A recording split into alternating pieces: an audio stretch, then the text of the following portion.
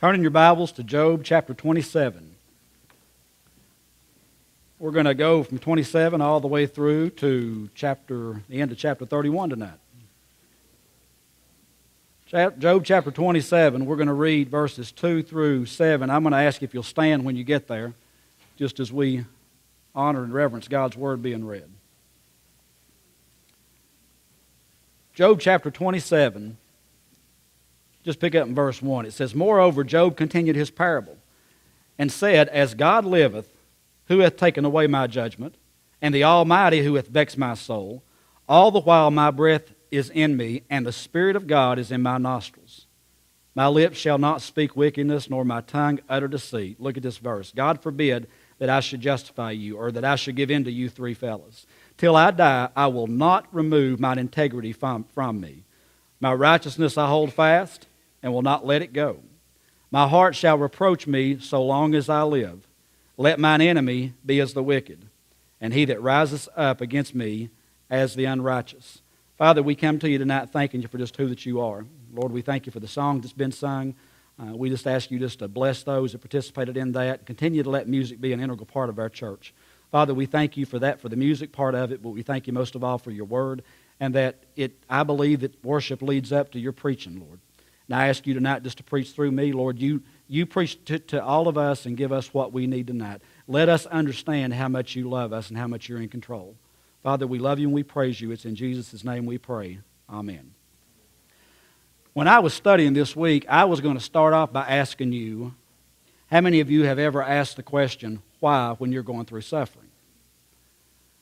Then I stepped back and I thought, that's not the right question to ask, because if you've lived any amount of time at all, you have suffered, and you have asked why you were suffering. Better question may just be to ask, when was the last time that you asked the question, why? Have you done that recently? You may want to try to be super spiritual and say you never question God, but the fact of the matter is that we all ask why during the course of our life. We all ask those questions. We ask, why did I lose my job? You ever lost your job? I had a friend of mine Friday, I found out, lost her job. I lost my job one time. And you go through, and it's like a divorce. It's just pulled from you. People ask, why did my business fail? People ask, why am I struggling financially? People ask, why did my spouse leave me? People ask, why did I receive the news that my doctor gave me at the doctor's visit? Why did my spouse get bad news? Why did my child get sick? Why did my spouse have to die? Why did my child have to die? And you can go on and on and on and on. We ask those questions. If I counted, and I may be wrong, Job asked no less than 20 times in his book, why? And not one time did God ever provide Job with an answer. Even when God spoke at the end of the book, God never answered Job's question of why he was going through what he was going through. Joni Eareckson Tada, some of you all know who she is. She's known as Joni from the Billy Graham Evangelistic Association. She wrote that why is at its root a me-oriented question. Why is the most self-centered, the most me-centered question a person can ask. Job asked the question. He asked, why am I suffering like I'm suffering? In Job chapter 3, he asked, why didn't I die at birth and why can't I die now? Job asked, God, why won't you answer me? And then Job reaches a point that it says, if God won't talk to me, then why can't I have a mediator and have them talk to God? And then I believe he turns to his three friends, and I think he asked God at some point in time, why did you send these three clowns to me to try to encourage me along the way? Job begged to know why he was going through what he was going through. But now listen, I believe maybe the blessing and goodness of God is that he don't answer us every time we ask why. Because you know, if you knew the answer to everything of why things happen in your life, it would grieve you much more than you can stand. Turn over to Ecclesiastes chapter 1. Let me show you that verse. Okay? Ecclesiastes 1, verse number 18. We went through Ecclesiastes a few months ago on Sunday nights. I just want to show you this. Next time you step back and say, why, God's withholding that for some reason. Ecclesiastes 1:18, look at what it says. For in much wisdom is much what? Grief. And he that increaseth knowledge increaseth sorrow. In much wisdom is much grief. I've asked why I don't know how many times, things that go on in my life. Why am I going through this? Why have you placed me where you placed me? Why am I doing what I'm doing right now? Why is this going on in my life? And there's times I sincerely beg out, tell me, God, why? I can tell you back when I got sick in 2007, that question came up, why? When Mackenzie was in the hospital just this past year, I asked why. When Michaela got sick this past year, I asked why. When Angie had to go in the hospital, I asked why. We got our health summary sheet the other day, and I looked at what we paid, and for myself, it was like $98. And all the rest of them was like, seriously, it was a huge amount of money. And I asked, why did all three of them have to be in the hospital this past year? Why? God ain't never came down and said, here's the reason why they was in the hospital. For in much wisdom is much grief. Let me just, I guess in introducing, I believe there's 4 different types of suffering that we encounter. You can write these down. I believe first is persecution. Persecution is undeserved, but it's allowed by God. Persecution comes through the hands of somebody else. Matthew 5 says, blessed are they which are persecuted for righteousness' sake, for theirs is the kingdom of heaven. Blessed are ye when men shall revile you and persecute you, and shall say all manner of evil against you falsely for my name's sake.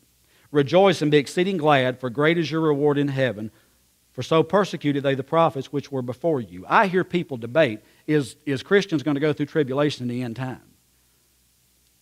And I think about people like Bill Wallace, who was a missionary from Knoxville that went to China and was tortured and killed. I think about people like that and I go, Christians are already being persecuted. My understanding, if you go in the Middle East in certain areas and they know you're a Christian, they'll kill you. Persecution come to our land yet? Maybe not like it probably will.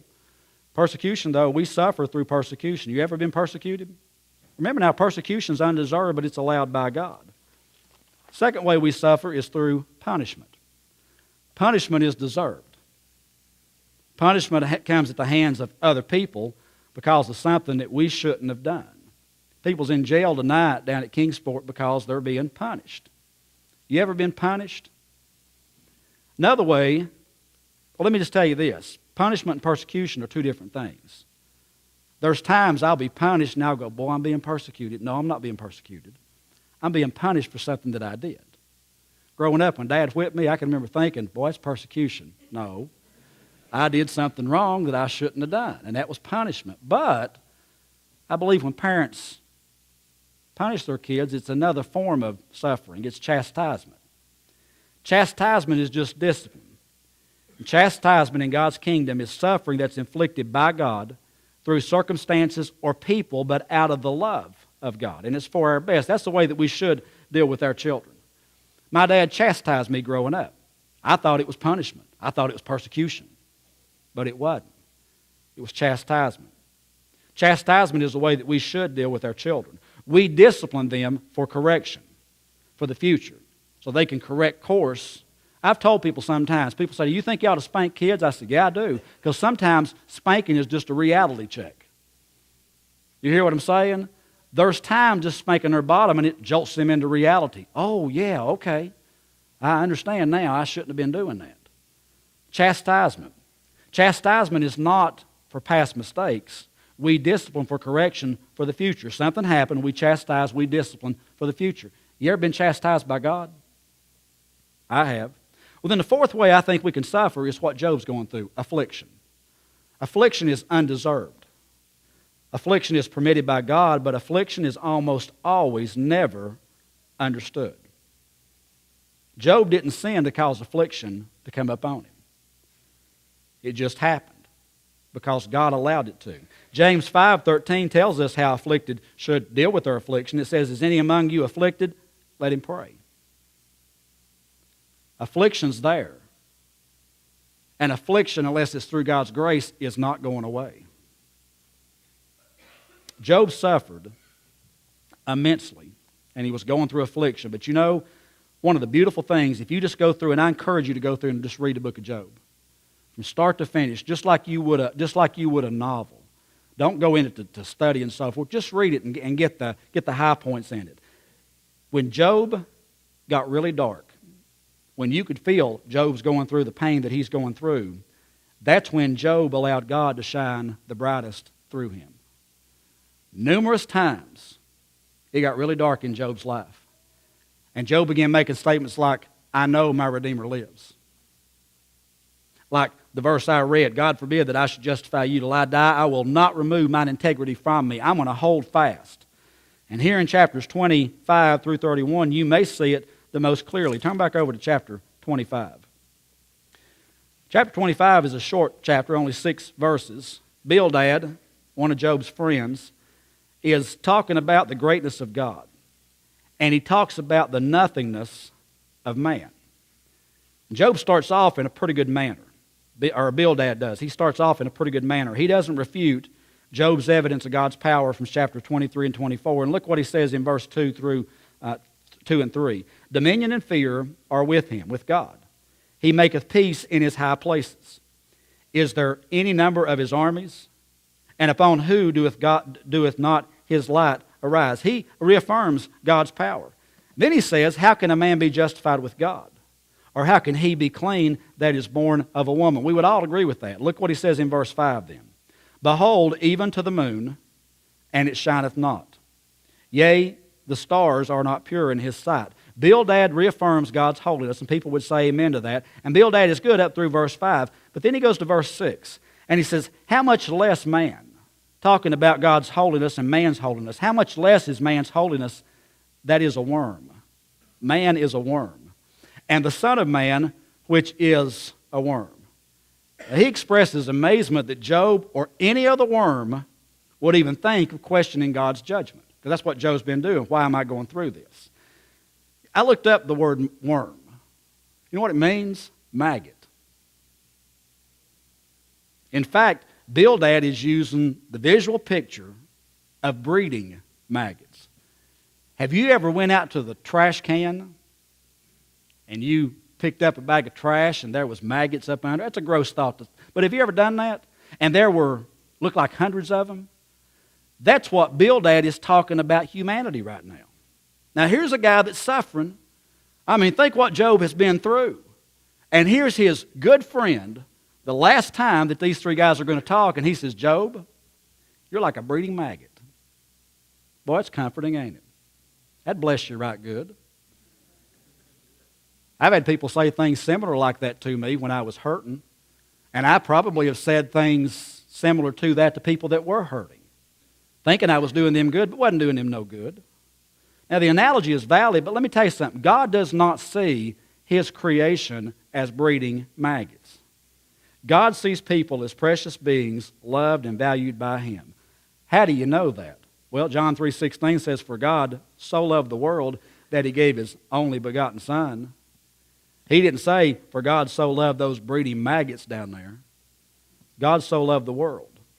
I am precious in God's sight, and you are as well. Jesus, though, was considered a worm when he died on the cross. Did you know that? Psalm 22, verse 6, pictures Jesus as saying, but I am a worm, and no man a reproach of men, and I'm despised of the people. Now, Dr. Henry Morris, who I love to read after, he's dead now, but he wrote many things about creation and many things about science in the Bible. And he explained what he think that verse when Jesus said, I'm like a worm, what it means. I thought this was pretty cool. He said, when the female of the scarlet worm species was ready to give birth to her young, she would attach her body to the trunk of a tree, fixing herself so firmly and permanently that she would never leave again. The eggs deposited beneath her body were thus protected until the larva was hatched and able to enter their own life cycle. And as the mother died, the crimson fluid stained her body and the surrounding wood. From the dead bodies of such female scarlet worms, commercial scarlet dyes of antiquity were extracted. I thought that's a pretty good picture of Christ, is it not? Dying on the cross, shedding his blood for us, for the reason it says in Hebrews 2:10, to bring many sons unto glory. I'm one of them. See, Christ died that we can live through him. So when he says, Psalm 22:6 describes the worm and he gives us a picture of Christ, maybe you could tie that to Isaiah 1:18. It says, come now, let us reason together. Saith the Lord, though your sins be as scarlet, they shall be white as snow. Though they be red like crimson, they shall be as wool. See, he went to the cross, and there may be possibly a reason that he was talking about being a worm there is because he had all the sin placed upon him at the cross. That may have been a reason why. All I know is that God looks at me not as a breeding maggot. God looks at me as an individual that he loves and he died on the cross for. Well, in chapter 26, Job responds to Bildad. And he calls attention to the great power of God's creation. Starting at verse number 6 and going down through verse 14, Job talks about God's absolute control in creation. Look in verse 6. It says, hell is naked before him, and destruction hath no covering. Let me give you a little teaching here, okay? Hell here is the Hebrew word Sheol, and destruction is the word Abaddon. Now, Sheol in the Hebrew Scriptures came to be the place where dead went to. And over when it talks about the bosom of Abraham in the New Testament, that refers to a place of comfort in Sheol, where the Jews said the righteous dead awaited judgment. In Hebrew Scriptures, Abaddon came to mean place of destruction, or the realm of the dead, and it's associated with Sheol. The Amplified Version translates verse 6 and says, Sheol, the place of the dead, is naked before God. And Abaddon, the place of destruction, had no covering from his eyes. I think maybe the writer of Hebrews may have been thinking of that verse when he wrote, neither is there any creature that is not manifest in his sight, but all things are naked and open unto the eyes of him with whom we have to do. God knows all that I do, everything that I do. He knows everything that you do. He knows every thought I have. He knows every action I do. There's times I'll go out and I'll get a little mad money. You hear what I'm saying? And I'll think, I don't have to tell Angie about this. Got a little mad money the other day and thought, I'm going to go buy me an outfit I can wear when I'm exercising. I didn't end up buying it. She ended up finding out about my money.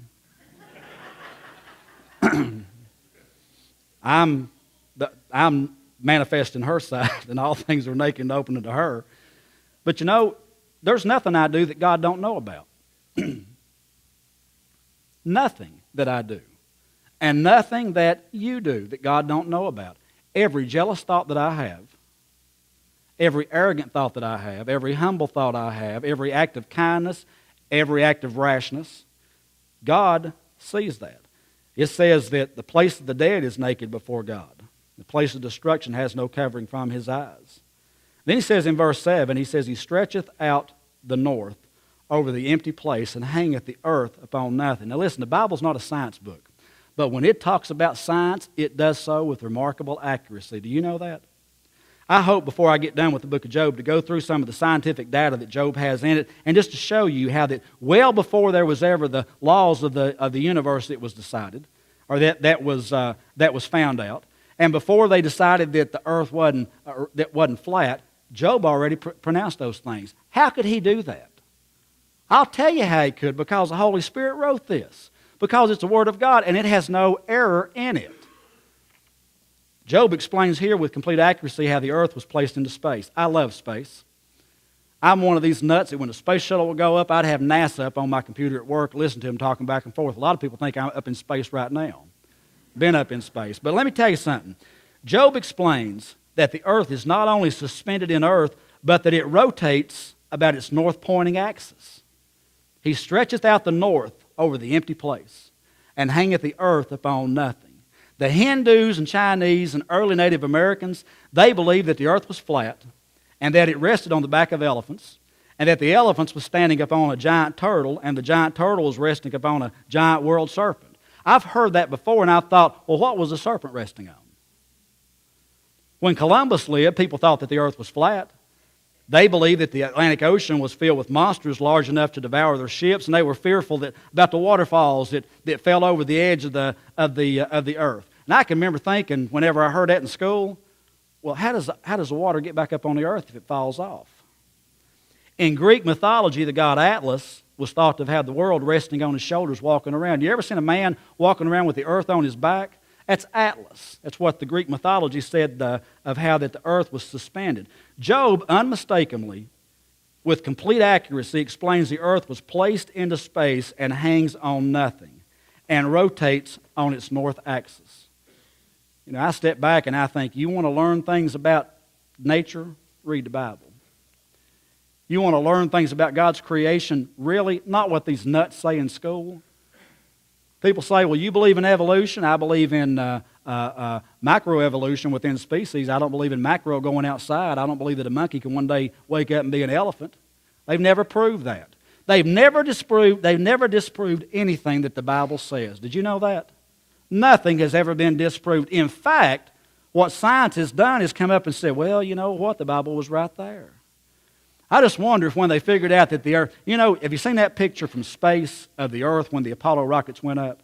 It's a beautiful globe. I just wonder if anybody stepped back and thought about that. God hangeth the earth on nothing, and he points the north up to empty space. Well, look on down here in verse 14. I love this. It says, verse 13. By his Spirit he has garnished the heavens. His hand hath formed the crooked serpent. I bring that to your attention because Job talks about the power of God in creation. God formed that crooked serpent, Satan, that Satan inhabited. God formed that serpent that Satan inhabited. Do you understand that? I just wonder, as God was making the animals, you know, when he made the whale, he said, I prepared you for a specific purpose, and that's to swallow Jonah. And then he prepared that serpent. He knew that Satan was going to inhabit that serpent. Look in verse 14. Lo, these are parts of his ways, but how little a portion is heard of him. But the thunder of his power, who can understand it? Job adds a simile comparing God's power in creation to just a whisper. And what he's saying is creation is just the edge of God's work. Job knows that in the midst of suffering, though, right in the midst of him being in that garbage pit, that garbage dump with the ashes all around him, he knew, and what he's saying here is that God is in absolute control. God was shining bright in Job's life here. Then in chapter 27, Job shows his entrenchment in the faith of who God is. Some people say, you know, Job was just hanging on to his faith by his fingertips, and maybe just a sweat would make his faith leave. I don't think so, though. Because look at what he says in verse 2. As God liveth, who hath taken away my judgment, and the Almighty who hath vexed my soul, Job recognizes that God is in control of his suffering. Look what he says. All the while my breath is in me, and the Spirit of God is in my nostrils. My lips shall not speak wickedness, nor my tongue utter deceit. God forbid that I should justify you.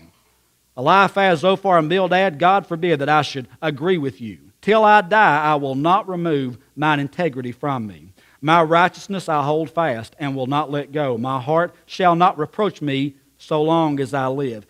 Integrity comes from the Latin word integer. Integer in math is a whole number. Integrity means wholeness and means being undivided. The concept here of what he's talking about is that the whole thing is working well and it's undivided. He says, you know what? I'm going to stand firm that God is my creator and that God's in total control of what's going on in my life right now. That's what Job was saying. Let me ask you, with that definition of being whole and being undivided, how much integrity do you have? How whole are you and how undivided are you? Let me ask this. How whole is our church and how undivided is our church? Job says, you know what? Regardless of what takes place, I'm going to rest firm on the wholeness that God has for me. Did you know when Christ saved me, he made me whole?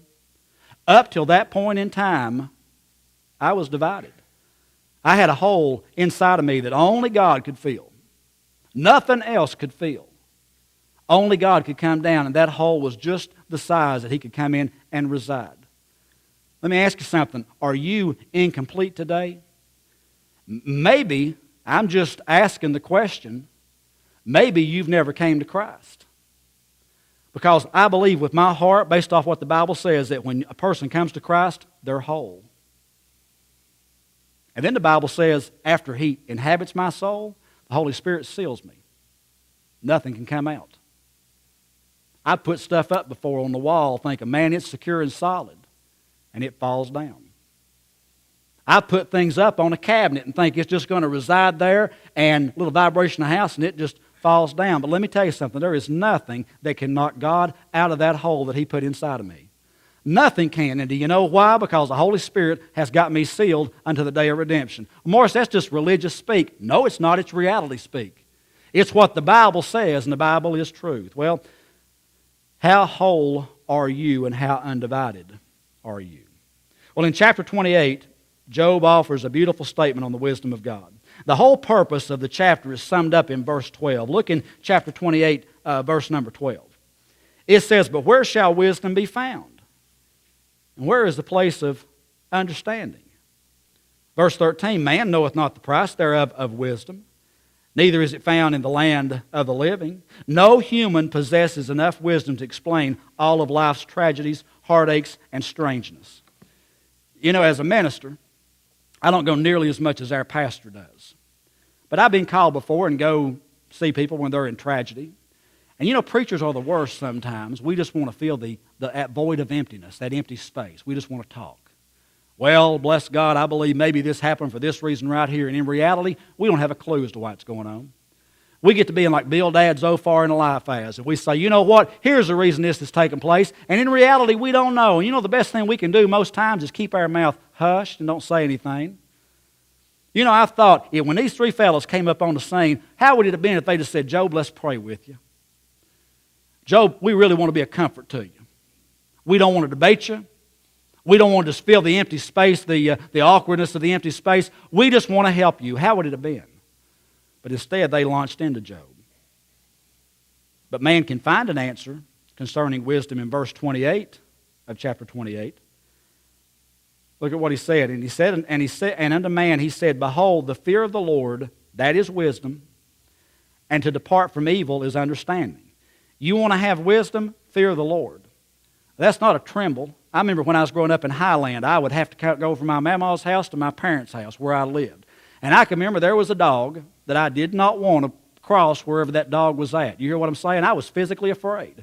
And then there was another time I was walking up through there, and there on the corner of Highland and Spruce, I believe it was, there was some bullies that was there. And they beat me up one time, something horrible. And I can remember thinking, I don't want to come this way again. I'd go all the way out of the way. But let me tell you something. Whenever I would walk that way with Dad, and we walked to Mama's house sometimes, I didn't care if that dog was there. I didn't care if them bullies was there. You know what I want to look? Come on, dog, now mess with me. Bullies take him on. The fear of the Lord, that is wisdom, and to depart from evil is understanding. To be wise, a person must learn reverence for God. We don't teach reverence for God anymore. Do you know that? We teach that God is some casual being that we can just nestle up beside of and just be a buddy with. And that ain't the way that God is. Reverence is an emotion and reverence is an attitude. Reverence as an emotion, meaning a subjective response to something excellent in a personal way. Do you know that God is excellent?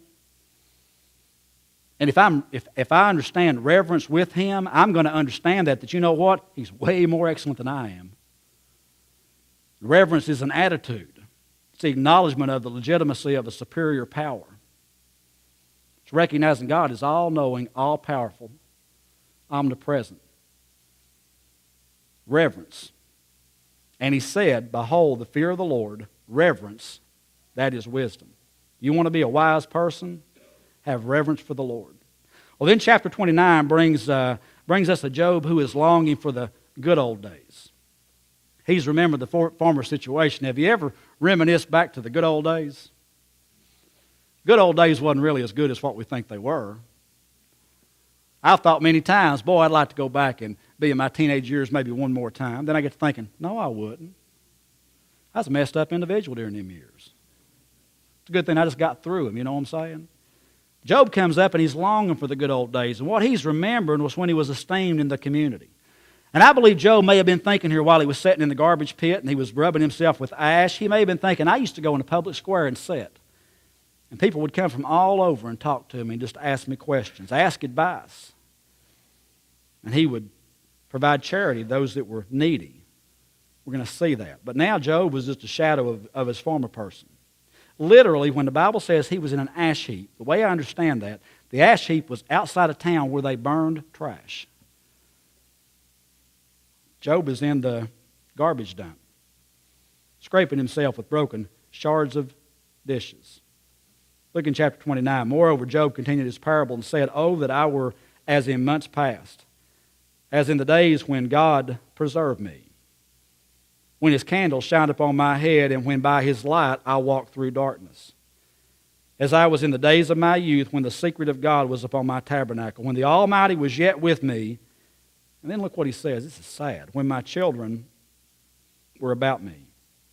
Job's probably still grieving the loss of his children. I've heard that when a parent loses a child, or when a child loses a parent, they never fully recover. It's like being an amputee who loses a limb. You just have to learn to compensate for that part that's missing. Job says, when the Almighty was yet with me, when my children were about me. Then look at verse 6. He says, when I washed my steps with butter, and the rock poured me out rivers of oil. Butter and oil in the Old Testament were symbols of happiness, joy, and peace. Job was saying, I remember those days when we'd gather around at a holiday and the kids would come in. Man, it was a good time. Then he says in verse 7, when I went out to the gate through the city, when I prepared my seat in the street, the young men saw me, they hid themselves. I believe that was they had an immense amount of respect for him. And the aged arose and stood up. The princes refrained from talking and laid their hands on their mouth. The nobles held their peace and their tongues cleaved to the roof of their mouth. When the ear heard me, then it blessed me. And when the eye saw me, it gave witness to me. And then he directly, in the next few verses, refutes what was accused just a few chapters ago of Eliphaz, when Eliphaz began pointing specific sins out and said, maybe this is what happened. Look at what he said. He said, because I delivered the poor that cried, and the fatherless, and him that had none to help him. The blessing of him that was ready to perish came upon me, and I caused the widow's heart to sing for joy. I put on righteousness, and it clothed me. My judgment was as a robe and as a diadem. I was eyes to the blind, and feet to the lame. I was a father to the poor, and the cause which I knew not I searched out. And I brake the jaws of the wicked, and plucked the spoil out of his teeth. Job said, you know what, Eliphaz? No, those things you said a few chapters ago that I did, that's the reason I've sinned. No, I didn't sin. I was continually looking to help people and help those with charity. This particular passage has two areas which tie together because of verse 12. First off, you read very clearly the honor that Job received as a community leader. Talked about when he went in, they prepared his seat, and the young men hid, and the older men stood up. And Job was a respected person. But you know why? Because of verse 12. He says, I was respected because of his many deeds and various deeds of charity. Job was somebody, I believe, that really had reverence for the Lord, and because of that reverence, he continually looked to help people. Job was somebody I don't believe was real stingy. David preached this morning about stewardship. I don't believe Job was somebody that constantly was checking his pockets. I believe whatever he had, when he came upon somebody, he gave him. That's what the Bible says. Job was a person of integrity. Look in verse 18. Then I said, I shall die in my nest, and I shall multiply my days as the sand. While he was young, Job thought he was not going to die. You remember when you was young? I remember when I was 20 years old, and I thought, man, if I lived till I'm 80, that's 60 more years. And then I got to be 30. That's 50 years. 40. That's 40 years. And I turned 44 last Sunday, and now I've got less days than I've already had. Job, thought, I'm not going to die. I'm going to multiply my days as the sand. Man, I've got goals and dreams out there that I want to accomplish, and I want to do things. And you remember when you was younger and you had all those goals? If you're a young person, I encourage you to have goals and work towards those goals. But remember, there's coming a day when darkness is going to begin to set in. You're going to step back and say, I can't do those things I used to do. Time's going to begin to slip past you. Before you know it, you're going to say, I've got less days ahead of me than I have lived. Job says, then I said, I shall die in my nest. I'm going to die with a big family. I'm going to die successful, and I'm going to multiply my days as the sand. And then chapter 30 brings reality setting in. Chapter 29 now looks backward to the glory days, but chapter 30 looks at the present and he sees misery. I believe chapter 3 and chapter 30 of Job are two of the darkest chapters in this book. In chapter 3, Job wanted to die. And in chapter 30, he realizes he's not going to die, and he sees his present situation in reality as one of sheer misery. People have made fun of Job because he's sitting out in the garbage dump. People were accusing him of things that he didn't do. Job may have even been a hated man at this point in time. It's a reminder of somebody else who was accused by sinning by people in the community. Somebody else that suffered greatly. Jesus lived the purest life on earth, and yet there's never been anybody hated or ridiculed more than he was. Tim Tebow, I'm not a Denver Broncos fan, but I was thinking last night when they had an interview with him about him bringing some disabled kids in, and I thought, here's a guy, if nothing else, here's a guy people can look up to. And what are they doing? Ridiculing him. You know the very reason why they're ridiculing him? One reason. One reason only. Because of Jesus. That's the reason why. And then I hear people like Charles Barkley. I'm not a role model. Don't look at me.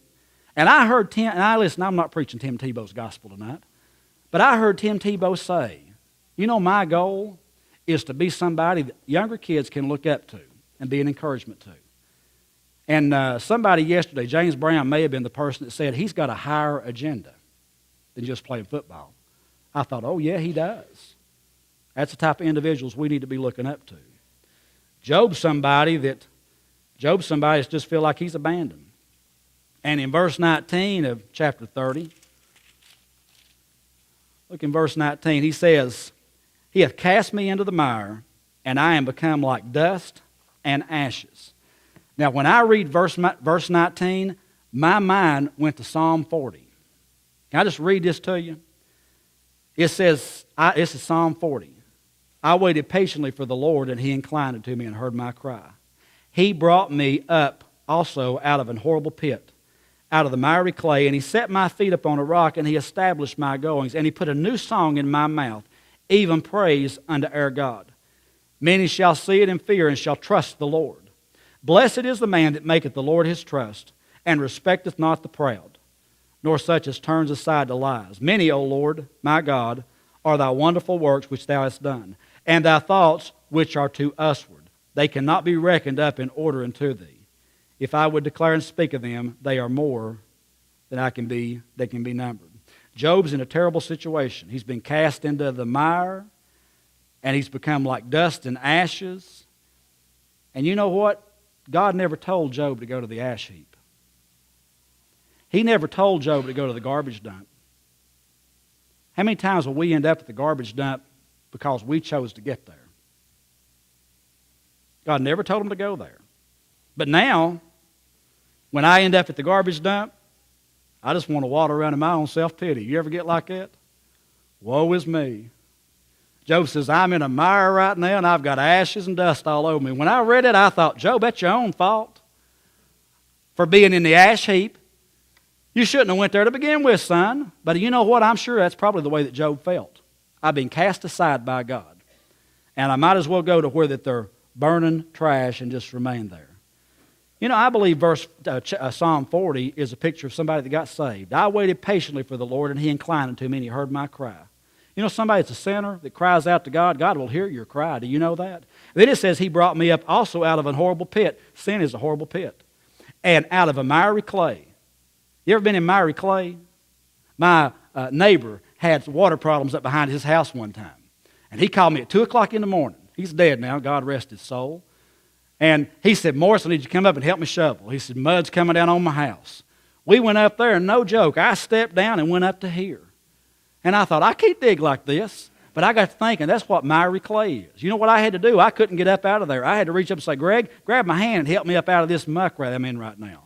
Let me tell you something. If you're not a Christian and you feel like your life is in a miry clay right now, God is reaching down, saying, listen, not religious speak. All you got to do is take my hand. And I'll pull you up out of that miry clay. It's a choice you have to make, though. And he put a new song in my mouth, even praising to our God. Many shall see it and fear or respect, and shall trust in the Lord. Well, we come to chapter 31. Job has two mysteries that he sees. And people wrestle with these mysteries today. Job's asking why now. The first mystery Job is asking in chapter 31 is why hadn't God rewarded my faithfulness? Look in verse 4 of chapter 31. Doeth not he see my ways and count all my steps? I've been faithful to you, God. Why haven't you blessed my finances yet? I've been faithful to you, God. Why is my loved one still sick? I've been faithful to you. Why hadn't you done this? We had a teenager here at Gravely a few years ago. Faithful to the church. He came to me when he started getting out of church, and I said, how come you're not coming to church? He said, well, I'll just tell you. He said, when I come to church regularly, my family struggles. When I don't come to church and I work, they don't struggle anymore. Some people can step back and say, oh, he was being blessed. No, he wasn't. Oh, God was providing for them. But you know what? I believe sometimes Satan can provide blessings like that as well and make you think it's God. Well, it's okay. I don't have to go to church on Sunday. After all, I work all week long, and you expect me to be at church on Sunday as well? And you know what? I don't have to give my money to the church. I mean, come on. If I don't give it, they're not going to miss it this time. Look at what the offering was last month. You know what? If I have to stop and think about those things, do I want to do them? My life is not in the way that it needs to be. Do you hear what I'm saying? But if I step back and I say, no, wait a second, God. You see my ways. You count all my steps. You know how I am anyway. I want to give it out of pleasure. Job is questioned, why has God not rewarded his faithfulness? And he goes through chapter 31 and says a number of times, if I have not done specific things, then don't bless me. But if I have done these specific things to serve you, God, bless me. Job says, I've not committed adultery. I've made my life count for something. I haven't cheated anybody. I've not lied to anybody. I've not stole from anybody. I've not helped somebody when they was presented with me the opportunity to serve them, but God still isn't blessing him. Job was beginning to believe what his friends were feeding him. That if you live your life in the right kind of way, God's going to prosper you. Listen to me. God does not owe me anything materialistic for what I do. Do you hear what I'm saying? We're going to a retreat next Saturday and Sunday. I always have a blast at retreats. I'm blessed at these retreats. You hear what I'm saying? But if I'm going to do that retreat out of some penitence that God's going to bless me with some big financial thing at the end of it, I might as well stay at home. Because when that don't happen, I'll be like Job. Well, wait a second, God. People say name it and claim it. I mean, if I do these things, you're going to increase my bank account and stuff like that. Blessed are the poor in spirit. Blessed are the meek. That's what Jesus says. The only thing that God does owe me, I believe, is to be there with me and to give me that peace that passes all understanding. Listen, God does not owe us anything materialistic for what we do for Him. The second mystery that Job is crying out for is that of unanswered prayer. Have you ever prayed something and you felt like you got through, but it didn't get answered the way that you prayed it? I had an uncle that died with cancer a few years ago, and I can remember I prayed, Lord, don't take him right now. Leave him here. And then he died, and I'm going, wait a second, I prayed. You ever prayed for something? I prayed with people whose spouses have been in the hospital, husband or wife, and they say, oh, I just want, and then they end up dying. Wait a second, Morris. If I prayed, didn't God not hear me? No. I believe that God did. We're going to see that. Look in verse 34 of chapter 31. It's where Job's crying out of unanswered prayers. Oh, that one would hear me. Behold, my desire is that the Almighty would answer me and that mine adversary had written a book. Another translation is, oh, that I had somebody to hear me. I sign now my defense. Let the Almighty answer me. Let my accuser put his indictment in writing. In Job's day, an accused person wore a placard with the charges against him printed upon it. That's what Job was crying out for. Job was crying out for God to hear him and to speak with him about his plight. And what the entire crux of what Job is really asking now come on. What Job is really asking is, why? Why am I going through what I'm going through? I want to come to close just a second. Let me ask you this. Does God hear our prayers? Yes. Isaiah 59 says our sin will make God to shut His ears to our prayers. But if you're living your life hid in Christ, the Bible says the Spirit searches our hearts and prays to God the things we don't even know what we should pray for. Romans 8 says the Spirit also helpeth our infirmities or our emotions. For we know not what we should pray for as we ought. But the Spirit itself maketh intercession for us with groanings which cannot be uttered. And he that searcheth the hearts knoweth what is the mind of the Spirit, because he maketh intercession for the saints according to the will of God. And then the verse we all know, and we know that all things work together for good to them that love God, and to them who are called according to His purpose. Then in Romans 8:34 it says, who is he that condemneth? It is Christ that died, yea, rather, that is risen again, who is even at the right hand of God, who is making intercession for us. Now, let me tell you something. If I pray, I believe this is what happens based off of the Bible. The Holy Spirit takes my prayer and gives it to Jesus. And then Jesus turns around and prays it to the Father. How do you know that, Morris? Because that's what the Bible says. Does God hear my prayers? Yes, He hears my prayers. What about the times when God does not answer my prayers the way I think that He needs to answer? Let me give you a couple of characteristics and I'm going to close. All right? Characteristics of who God is. One is God is omniscient. Omniscient comes from two Latin words. It means all in knowledge. God knows all things. Do you know that? There's nothing that God does not know. Think about it just for a second. Those of you that have a retirement account, you have an investor. You'll take money to that investor, and I'll get a quarterly statement showing where my money has gone to. You know what? I have no idea what I'm looking at when I read that statement. I've got to have trust in that investor because he's got the experience in doing that. Well, let me tell you something. God knows everything. That investor knows what they've learned. God knows all. Psalm 139 says, O Lord, thou hast searched me and known me. Thou knowest my downsetting and mine uprising. Thou understandest my thought afar off. Thou compassest my path and my lying down, and art acquainted with all my ways. There is not a word in my tongue, but lo, O Lord, thou knowest it altogether. Thou hast beset me behind and before, and laid thine hand upon me. Such knowledge is too wonderful for me. It is high, I cannot attain it. Whenever I pray something that God does not answer the way I think I need to have it answered, I step back and I go, well, God knows all things. That's not a fatalistic viewpoint of saying whatever's going to happen is going to happen. It's saying He knows best.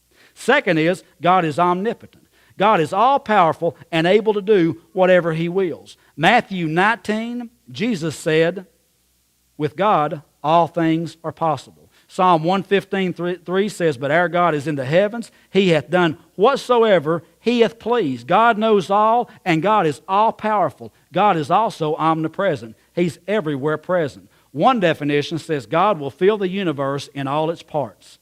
Psalm 139 says, whither shall I go from thy spirit? Or whither shall I flee from thy presence? If I ascend up to heaven, thou art there. And if I make my bed in hell, behold, thou art there. If He knows all and is all-powerful and is with me all the time, maybe I just have to step back and trust Him. Job was in a situation where all he could do was trust Him. A fellow by the name of Charles Blondin was a French tightrope walker. And he came to America, and he made his fortune off of crossing the gorge below Niagara Falls on a tightrope. 1,100 feet long, 3¼ inches in diameter, 160 feet above the water. And he carried his manager, Harry Colcord, on his back. One day, just before starting, he asked the audience, do you think I can go across this? And everybody resoundingly said, yes, you can. We've seen you. You can do it. He says, are you sure that I can do it? And they said, oh, there's no doubt. He said, how many thinks I can? Raise your hand. And people raised their hand. He pointed one man out, and he says, okay, I need you to help me because my manager's not here today. Come here and hop on my back. Guy stepped back and said, well, maybe you can't do it. I just don't know. You know what I'm saying? Well, let me tell you something. One day, Christ came to me, and He said, I am the way, the truth, and the life. I want to come into your life, and I want to walk with you. And you know what? You can trust me. You know what? I'll be with you all the way, even to the end of the world. Then hard times come in my life, and I get to thinking, well, maybe, is He really there? I'm praying, and I'm doing those things that I need to be doing. Is He really there? Let me just tell you, yeah, He is. He is not only there, but He's with me every single day. He knows the outcome that's going to happen. He knows what I've already been through. He knows the situation I'm in right now. God knew where Job was. Job was trusting in God. Are you tonight? Do you know Jesus as your Savior? If you don't know Him, like I said earlier, you can be a complete person tonight by accepting Him as your Savior and as your Lord. It's a package deal. You can't just say, yeah, I'll accept Him as my Savior so I can stay out of hell and not accept Him as Lord. Ain't no buffet. You got to accept the whole total package. You hear what I'm saying? And when you do that, just like I said, the only thing He promises me is I'll go with you, Morris. And I'll provide that peace that passes all understanding. Do you know Him tonight? If you don't, when we have the invitation, I'll invite you to come forward. Let's pray. Father, how we love the book of Job and how we love your word. We pray tonight, if somebody here tonight does not know you as our Savior, this will be the night they'll step out in trust and faith because I believe the Holy Spirit is speaking to somebody to come to you. Father, whatever the need is tonight, we know you're going to meet it because you're a great and awesome God. It's in Jesus' precious name we pray. Amen.